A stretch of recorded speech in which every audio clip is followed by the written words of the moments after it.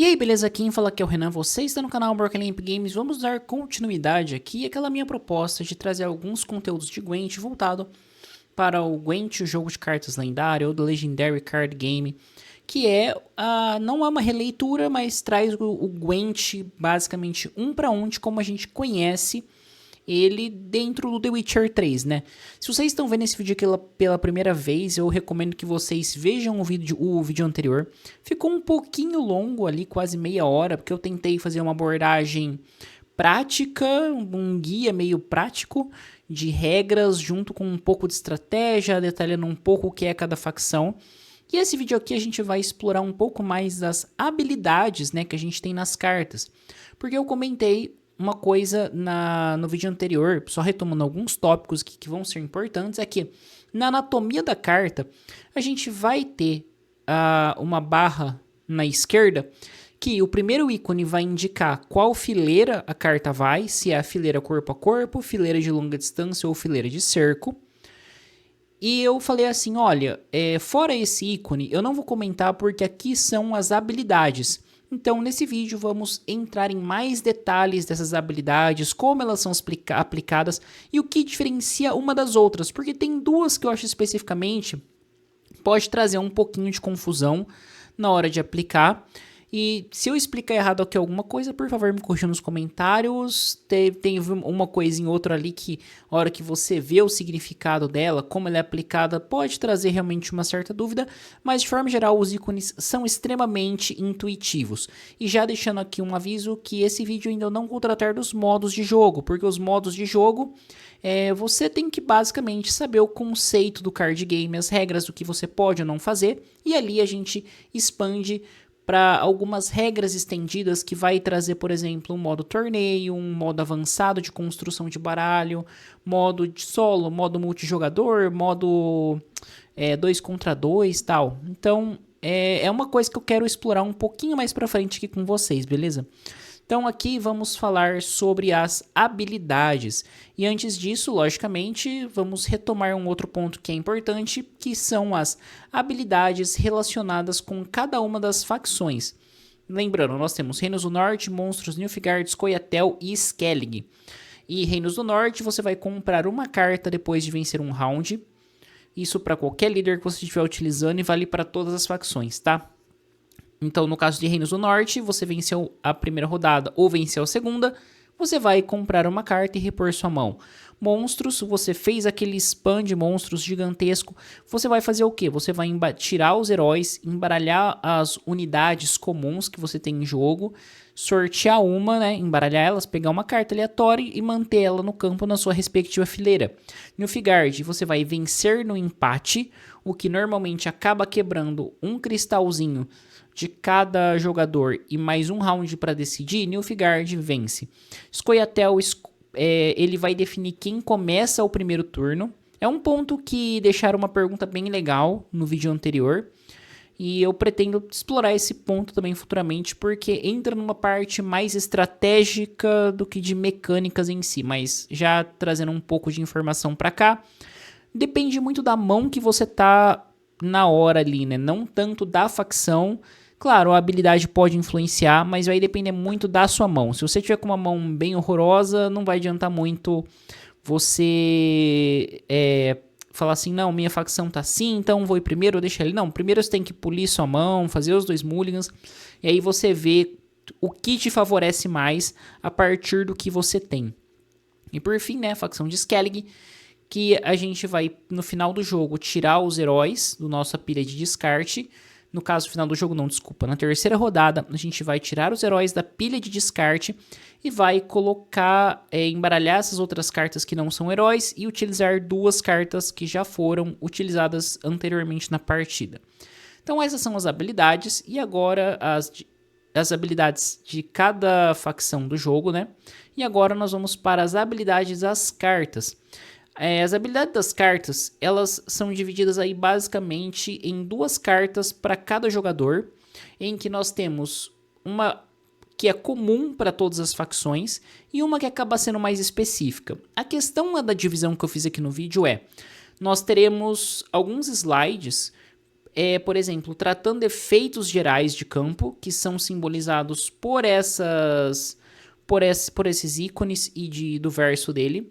Nós teremos uma carta que equivale ao que é representado em Reinos do Norte, Nilfgaard, Monstro e Scoia'tael.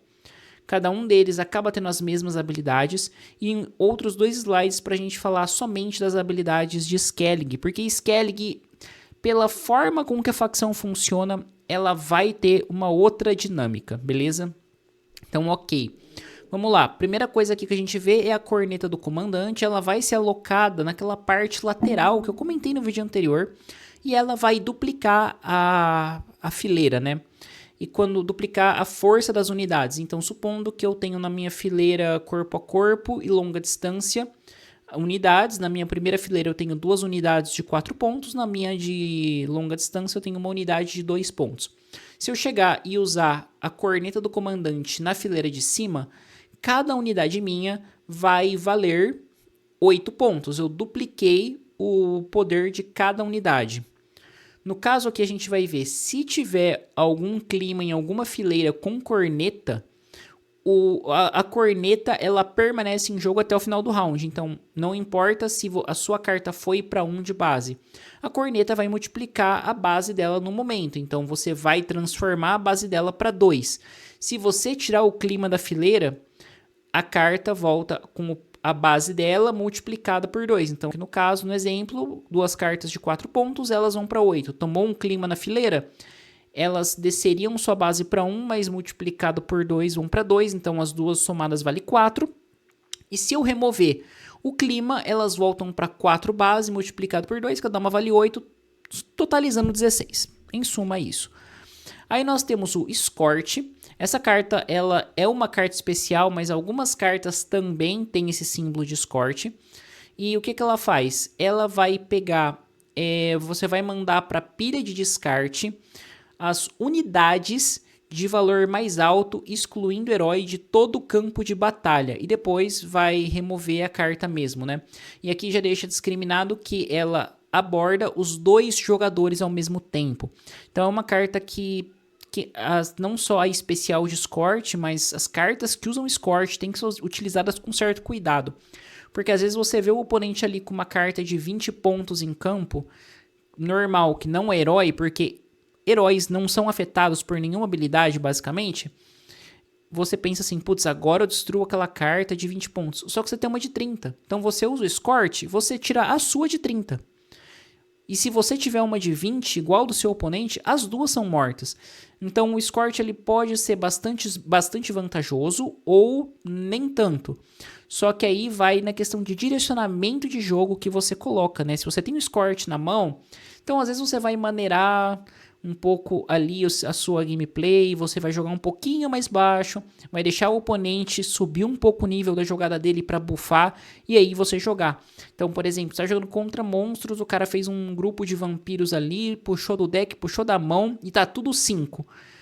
Você vai, joga o Escort, se aquela carta 5 for a maior, você vai mandar tudo embora de uma vez só, porque o Escort ele pega todas as unidades que não sejam heróis que tenham o maior poder base. Então, se o maior poder base na mesa for 20, todas as cartas que tem 20 serão removidas. Agora vamos para o Decoy, que é o espantalhinho, né? O Decoy, ele vai substituir uma carta de herói no campo que não seja um herói. Ele vai substituir uma carta de unidade no campo que não seja um herói, controlada pelo jogador no seu lado do campo. E essa unidade ela vai ser adicionada na mão do jogador. O Decoy ele tem valor 0, tá? Então, logicamente, quando você puxar aquela carta para sua mão, você vai acabar perdendo aquela pontuação que você estava fazendo. Então, normalmente essa carta a gente acaba utilizando muito em cartas com habilidade ou em rounds que você meio que já perdeu e quer tentar arrastar para sangrar um pouco mais o seu oponente. E ali você acaba jogando um decoy para puxar essa carta para sua mão de novo. Aqui uma ressalva que eu gosto bastante de usar o decoy, principalmente agora no Gwent nessa versão, ou como era no Gwent The Witcher 3, é você usar em espiões, né? Porque, por exemplo, você está jogando contra Nilfgaard, que é uma facção extremamente difícil de você jogar contra. Tem muito médico, muito espião. Então você pega, o espião ele vai fazer a pessoa que jogou comprar 2 cartas e você coloca ele no campo do oponente. Então, supondo que tem alguém jogando contra mim, ele fez um espião, ele vai jogar no meu campo a carta dele, que é o símbolo do olhinho. A gente vai ver mais pra frente esse símbolo. E o decoy, ele vai poder, ele vai me permitir puxar esse espião pra minha mão. Eu vou jogar no campo do meu oponente e vou comprar 2 cartas também. Então é uma carta bastante interessante e ela é bem multiuso. Você tem muitas situações na qual ela se encaixa e que você pode utilizar de forma bastante efetiva. Beleza, vamos aqui para Mardroeme, que você vai colocar ela na fileira e vai trigar a habilidade de Berserker. Aqui é um negócio meio assim, porque trigar a habilidade de Berserker está relacionada com Skellig, então eu vou entrar mais a fundo nisso na facção de Skellig propriamente dito. E aí nós vamos para as cartas de clima. As cartas de clima nós temos aí o Beating Frost, que é o Geada. Temos a Névoa Impenetrante e a Chuva Torrencial. Cada uma delas vai aplicar o mesmo efeito, que é transformar as cartas de unidades, que não sejam heróis, em valor 1, em ambos os lados do campo, tá? Então, novamente, a gente entra naquele quesito de... Olha, se for usar, usa com sabedoria, não vai só chegar e jogar sem pensar. Então, se você tiver uma leva de unidades na sua fileira corpo a corpo, seu oponente também... E você fala, tipo, tudo unidade comum, e fala, eu vou zerar as unidades dele, você vai zerar as suas junto. Então, cuidado da forma com que você vai jogar, tá? É um ponto bastante relevante que a gente tem que pensar. E isso vai valer para essas 3 primeiras cartas, a Beating Frost, Impenetrable Fog e a Torrential Rain, a chuva torrencial, chuva torrencial, névoa impenetrável... E a Névoa. E fugiu o nome dessa carta em português agora. Ai, cacete, tá bom. É Impenetrable Fog. Aí a gente vai para algumas cartas especiais, como Skellig Storm, que é a Tempestade Skellig, que ela vai colocar o mesmo efeito que seria equivalente a névoa, vamos chamar de névoa impenetrável, é névoa impenetrável, né, que é geada, ok, a névoa impenetrável e a chuva torrencial de uma só vez nas 2 fileiras. Essa carta ela é bastante arriscada de você usar, é muito recompensadora, porque você consegue inibir 2 fileiras do oponente ou fazer ele jogar com um prejuízo, só que, novamente, também te afeta. Então, aqui é aquela carta tipo, agora que eu tenho mais um pouquinho mais de corpo a corpo, consigo investir um pouco mais aqui na frente, não preciso depender tanto atrás, ou o que eu vou jogar aqui nessas fileiras afetadas são cartas de heróis, beleza. E temos a carta do Céu Limpo, o Clean Weather, que ela simplesmente cancela todos os efeitos, tá? Um ponto relevante que eu acho que a gente pode falar e que vale também para corneta, que é, você jogou uma corneta numa fileira, se você jogar uma outra corneta na mesma fileira, não vai multiplicar por 4 os pontos da sua carta, tá? Só multiplica por 2. A mesma coisa o clima, você jogou, passou tudo para 1, se alguém jogar outro clima correspondente na mesma fileira, vai fazer a mesma coisa, você só está gastando carta da sua mão. Pode ser vantajoso, eu acho que isso vale a pena a gente discutir numa parte mais estratégica sobre controle de mão, contagem de cartas, alguns termos referentes ao jogo que são interessantes. Então, é um ponto que eu acho que vale a pena ressaltar. Então, só reforçando, Clean Weather limpa toda a galera. Agora vamos para as habilidades, que é um modelo de carta em que ela aqui é da facção de monstros, mas cada facção vai ter a sua. Só que se pegar, que nem eu falei, monstros, Scoia'tael, Reinos do Norte e Nilfgaard, os símbolos serão iguais. Aqui em cima a gente vai ter o mesmo padrão, facção, símbolo da facção, habilidade, que keep a random unit card after each round, que é aquela habilidade que eu comentei anteriormente. E aí a gente vai para as habilidades que a gente vai encontrar na facção de monstros, aqui novamente estendendo para as 4 facções fora Skellig.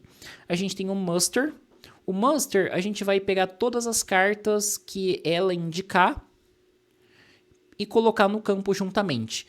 É uma carta que tem uma pegada estratégica bem legal, porque ela vai afetar o seu deck e a sua mão. Então, lembrando que a gente não repõe mão por padrão entre os rounds. Tomando monstros como exemplo, vampiro. Vampiro, você normalmente joga um vampiro, você pode puxar os demais também do seu deck e da sua mão.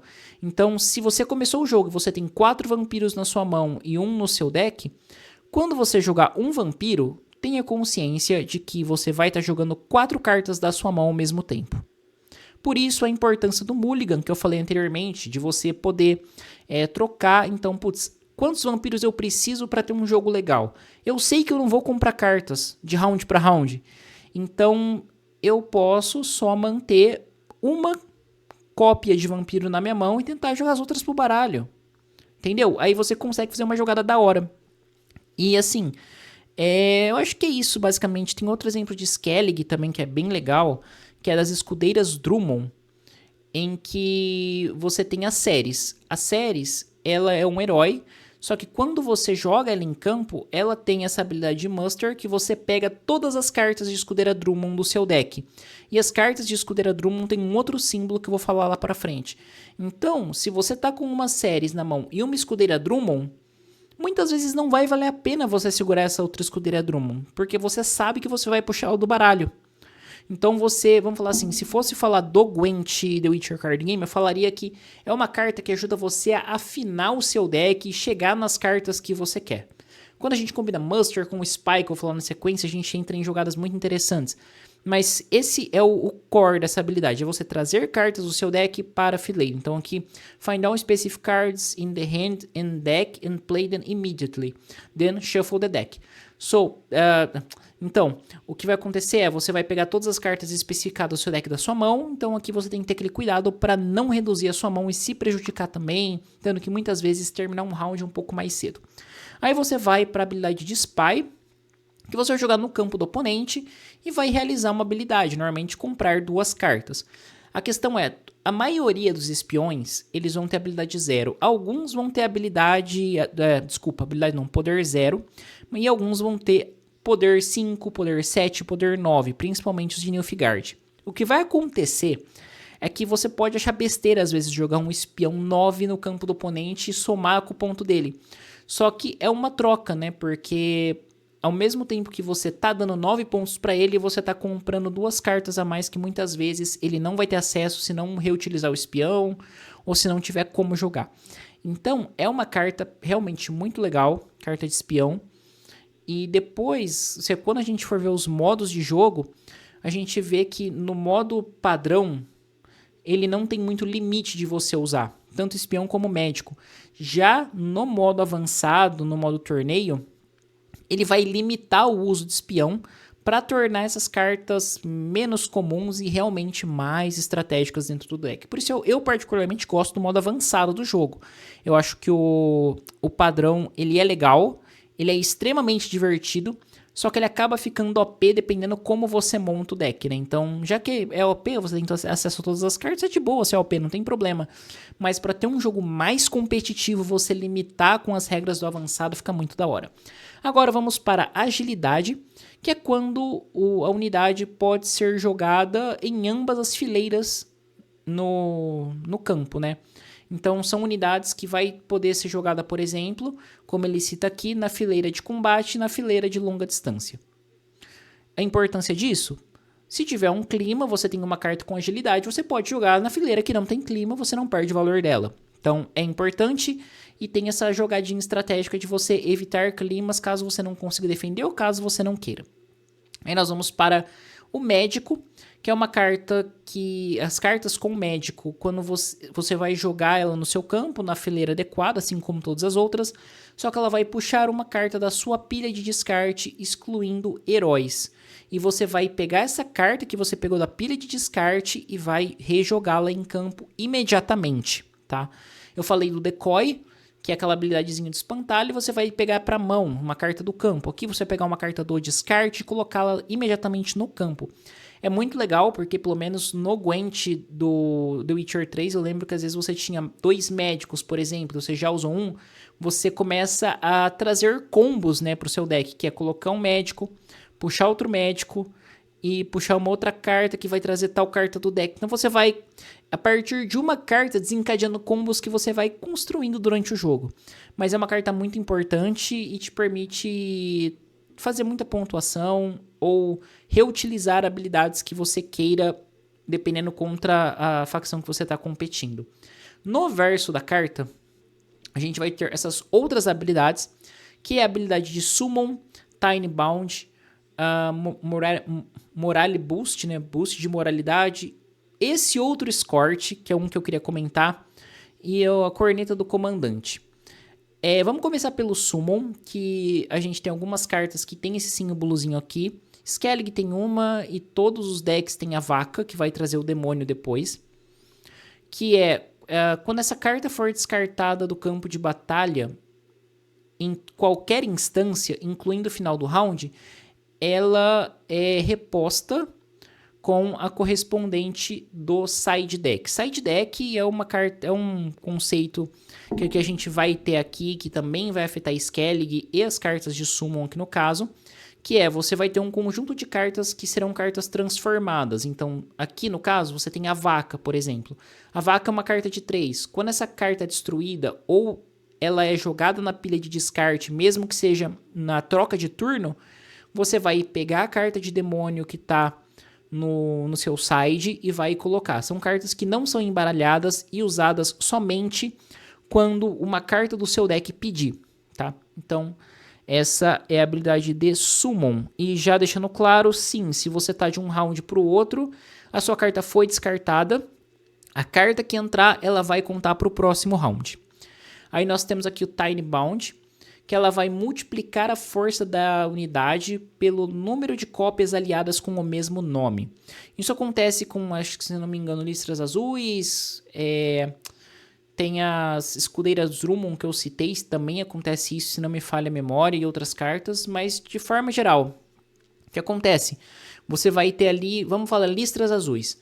Você tem uma carta de um soldado listra azul. Quando você jogar a segunda carta, o que vai acontecer é que cada listra azul vale 4 pontos. Como você tem 2 listras azuis, cada um passa a valer 8 pontos, ok? Aí depois você joga um terceiro, ou puxa, sei lá, um terceiro listra azul.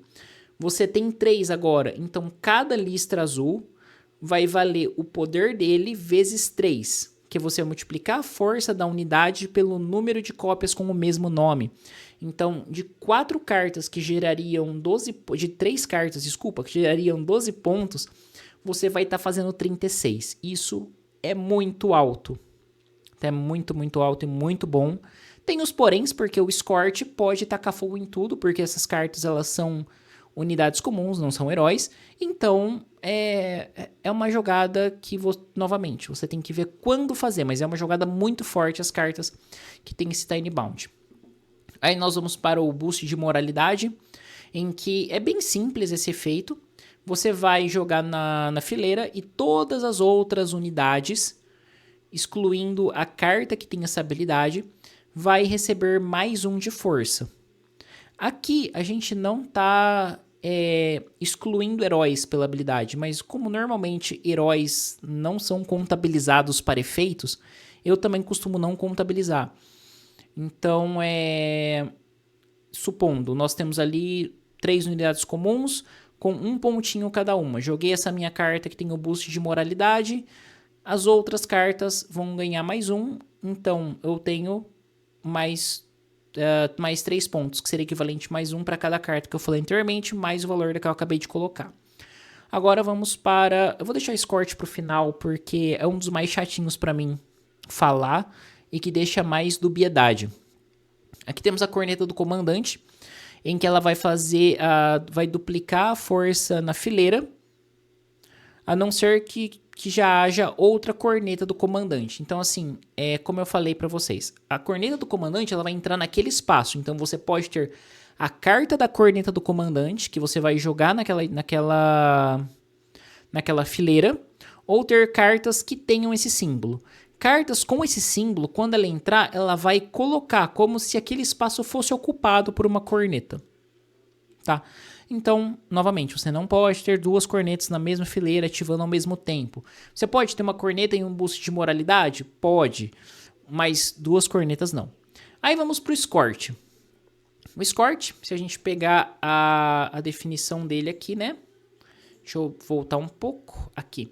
Você vai mandar para a pilha de descarte unidades com a força mais alta, excluindo heróis, no campo de batalha e depois descartar essa carta. Isso atinge ambos os lados. Beleza. Agora voltemos aqui ao nosso escort mais recente. Se o oponente tiver o total de força de 10 ou mais na fileira oposta a esta carta, a unidade de maior força, excluindo heróis, será mandada para a pilha de descarte. Que eu acho que acaba ficando um pouco dúbio, né? Porque o escort costuma afetar os dois lados do campo. Eu procurei no manual e pelo que eu me recordo, esse escort ele é mais limitado do que eu falei anteriormente. O anteriormente ele vai entrar, tocar o foda-se, e a carta mais alta vai ser queimada independente do lado que esteja. Aqui, ele tem que ser jogado numa fileira que tem 10 ou mais pontos e ele vai eliminar da fileira do oponente a carta de maior pontuação, excluindo o herói. Então ele tem um trigger habilitado a ele. Uma carta que se relaciona muito com esse símbolo é o Bork 3 Gralhas. E é uma carta bastante forte, bastante estratégica, que afeta bastante o oponente. Então, essa é a diferença dos dois. O outro escort, que é só a caveirinha, ela vai ter um uso mais amplo. Então, algumas cartas têm esse símbolo do outro escort. E nós temos uma carta do escort também, que é o queimar, né? Uma carta do queimar, também isolada, da mesma forma que nós temos a corneta do comandante. Aqui, esse símbolo de escort com o chifrinho, ele vai estar muito mais relacionado com a habilidade de cartas mesmo, que tem pontuação que você tem que jogar em campo. Então, por isso, essa limitação de trigger. É uma carta bastante vantajosa e importante, e não que você tenha que usar ela com menos pudor do que o outro. Você ainda tem que tomar cuidado, ainda tem que saber a hora certa de usar, para fazer o uso mais otimizado possível. Mas, você não pode jogar com um pouco mais de imprudência, talvez, porque ela também vai servir para fazer pontuação para você. Então, numa situação que você precisa fazer pontuação, você consegue ativá-la sem que ela queime a unidade do oponente, caso você não queira. Agora, vamos aí para as cartas de Skellig. Por que do Skellig especificamente? Porque aqui a gente pode ver que tem as mesmas habilidades. E as habilidades que eu quero falar aqui, mais especificamente, é o Mardroeme e o Berserker, tá? O Mardroeme, eu acho que eu me recordo de ter visto o Mardroeme somente em Skellig, tá? Eu juro que eu tô tentando puxar na memória aqui. Eu tava olhando os baralhos agora há pouco, antes de gravar, que é um cogumelinho. Esse Mardroeme, e também tem algumas habilidades tipo Arminho, que é uma unidade que também tem o Mardroeme. O que você faz? Você vai trigar a transformação de Berserker das cartas, o que já vai vir com a outra habilidade, que é o Berserker. Que é o quê? The specific card is played from the side deck, while the Berserker is removed from the game entirely, not send the discard pile. Ok, o que isso quer dizer? Quer dizer que para jogar com o Berserker, você vai ter o seu side deck. Como eu falei na parte do Summon, o side deck, eles são cartas de transformação, que vão ser chamadas somente quando você ativar alguma habilidade. Então aqui nós temos o Summon, na troca de turnos, vai entrar, tem a vaca, que vale 3, tem o demônio, que vale 8. Então, de um turno para o outro, a vaca foi destruída, vai entrar o demônio. Passou o turno, vai tudo para o descarte, entra o demônio no lugar da vaca da mesma forma. O Berserker não. Ele vai ter essa transformação, mas ela está condicionada com o trigger da Mardroeme. Então, quando você coloca um Berserker ali, por exemplo, nós temos a carta do Vildkar. O Vildkar, temos o Vildkar, que tem os ursinhos ali, os Berserkers, e ele tem, se não me falha a memória, 4 de base, enquanto os ursos têm 8. Esses ursos, eles ficam fora, junto com o outro Vildkar, junto com outro, não sei se é Vildkar o nome da carta agora, mas junto com outro urso, que vale 14, também fora. E junto com o Tyr também, o Tyr que é puxado pela Kambi. Só que a Kambi, se não me falha a memória, é Summon. Aí, os Berserkers, beleza, vamos focar no Berserker. Ele vai estar esse símbolozinho de urso. Você jogou uma Mardroeme, ele vai transformar todas as unidades que tem o símbolo nas unidades que estão na sua pilha do side deck. Então você tem uma carta A que fala assim, Berserker, quando for ativado, troque por tal. Então você vai pegar esse urso e colocar no lugar desse guerreiro de Skellig. É simplesmente isso. Então são duas habilidades que estão vinculadas. E uma coisa importante que a habilidade destaca é que quando você tem a carta que ativou o Berserker, essa carta da sua forma original, ela não vai para o cemitério, ela vai para o jogo.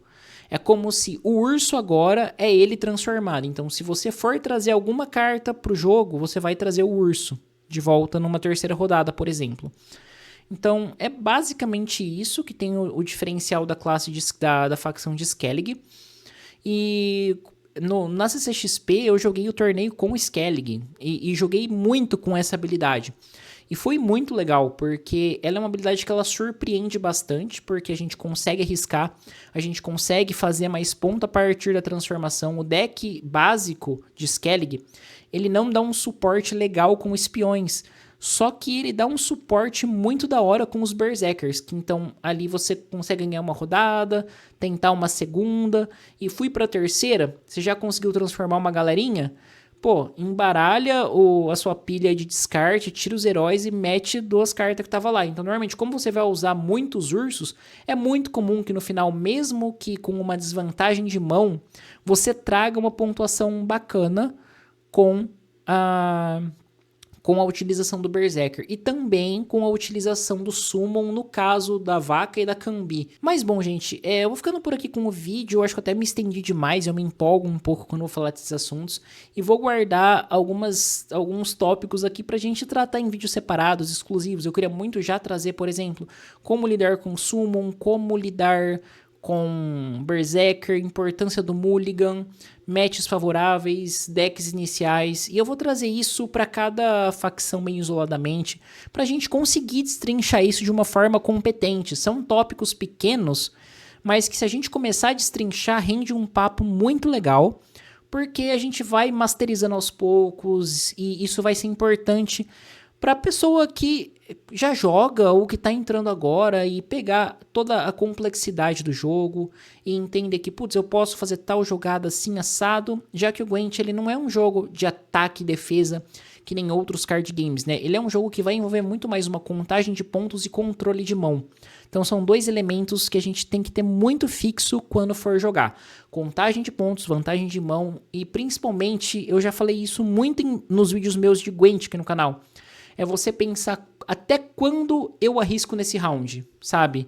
O que meu oponente está fazendo, qual a leitura do campo que eu posso fazer do campo dele. Então, esses e outros tópicos eu quero trazer aqui nos vídeos pra gente discutir. Mas bom, vou ficando por aqui, espero que vocês estejam curtindo, eu tô me divertindo bastante voltando a falar sobre Gwent, ainda mais nesse cenário que tá chegando ao Brasil a versão física do Gwent de The Witcher 3. E, pô, pra mim é muito divertido fazer esse tipo de conteúdo, além de análises e notícias que eu trago aqui no canal, né? É sempre bom a gente relembrar um pouco das nossas origens de criação de conteúdo assim, e Gwent é uma coisa que, porra, de verdade me faz muito feliz. Mas, bom, que nem eu falei, vou ficando por aqui, não vou me estender mais, porque já tô bem prolixo no assunto. Então se inscrevam, ative o sininho pra não perder nenhum conteúdo. Nos comentários, se tiver alguma dúvida, pode falar, a gente vai trocando ideia. Muitas vezes as perguntas também podem virar temas de vídeo, se vocês quiserem que faça um vídeo só respondendo as perguntas que vocês fazem também, super topo, acho muito da hora. E, pô, é isso aí. Muito obrigado e até a próxima.